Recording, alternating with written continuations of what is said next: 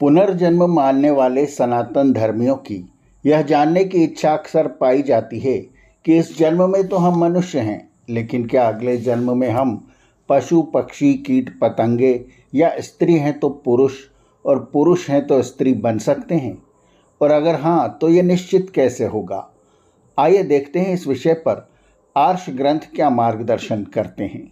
सत्यार्थ प्रकाश के नवे समुल्लास में महर्षि दयानंद इस प्रश्न का उत्तर प्रामाणिक ढंग से देते हैं। प्रश्न: मनुष्य का जीव पशु आदि में और पशु आदि का मनुष्य के शरीर में और स्त्री का पुरुष के और पुरुष का स्त्री के शरीर में आता जाता है या नहीं? उत्तर: हाँ, जाता आता है, क्योंकि जब पाप बढ़ जाता, पुण्य न्यून होता है, तब मनुष्य का जीव पशु आदि नीच शरीर, और जब धर्म अधिक तथा अधर्म न्यून होता है तब देव अर्थात विद्वानों का शरीर मिलता है, और जब पुण्य पाप बराबर होता है तब साधारण मनुष्य का जन्म होता है। इसमें भी पुण्य पाप के उत्तम मध्यम और निकृष्ट होने से मनुष्य आदि में भी उत्तम मध्यम निकृष्ट शरीर आदि सामग्री वाले होते हैं, और जब अधिक पाप का फल पशु आदि शरीर में भोग लिया है, पुनः पाप पुण्य के तुल्य रहने से मनुष्य शरीर में आता है, और पुण्य के फल भोग कर फिर भी मध्यस्थ मनुष्य के शरीर में आता है।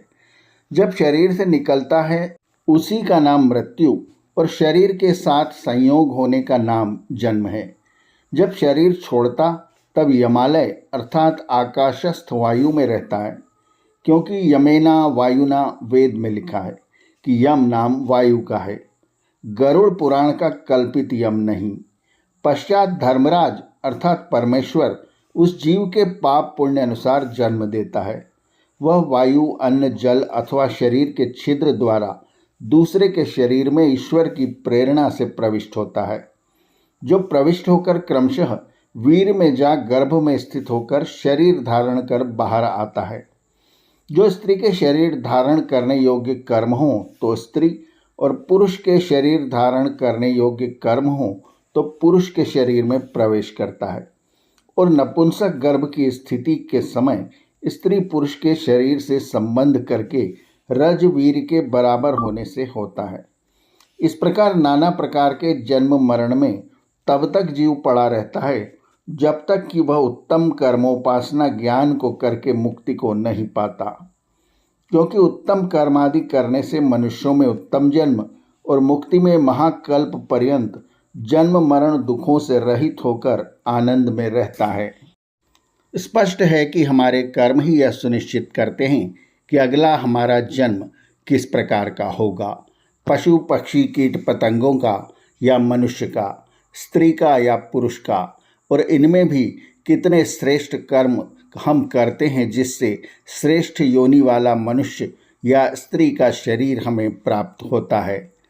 आर्ष ग्रंथों से स्पष्ट होता है कि हमें शुभ कर्मों की ओर ध्यान देना चाहिए, क्योंकि बड़ी ही कठिन तपस्या और अनेक योनियों में भटकने के बाद यह मनुष्य जन्म प्राप्त हुआ है। इसलिए ज्ञान कर्म उपासना के द्वारा ईश्वर को प्राप्त करना ही इसका उद्देश्य होना चाहिए, ताकि हम मुक्ति को प्राप्त कर आनंद में रह सकें। आर्यावर्त की कहानियाँ चैनल को सब्सक्राइब करें और बेल आइकन के बटन को दबाएं, ताकि हम जब नया वीडियो लेकर आएँ तो उसकी सूचना आपको तुरंत मिल जाए। धन्यवाद। नमस्ते।